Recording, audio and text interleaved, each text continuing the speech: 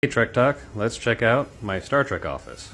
I modeled my home office to be somewhat like Captain Janeway's ready room, at least in the style and the colors and whatnot.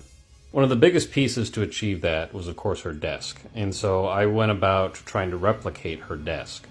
It was quite a lot of effort, but it was well worth it. For my monitors, I didn't really want the clutter of wires, so I opted to go with this ceiling-mounted arm that I could run all the wires through, up, over, and down through the drywall, and then they come out where you don't see them. Of course, Captain Janeway had a replicator in her ready room. Now, I don't have access to a replicator, but I did make my own somewhat version of it. I wanted a space where I could get my own water if need be, so I ran water lines to the sink and whatnot, and then, of course, a coffee machine if I want coffee or tea. And put in my own cabinets here so I can store various Star Trek, glassware, such as Captain Picard's teacup, Captain Sisko's mug when he was on the Defiant. The interesting thing about this particular cabinet is the fact that it's actually between two studs in the wall.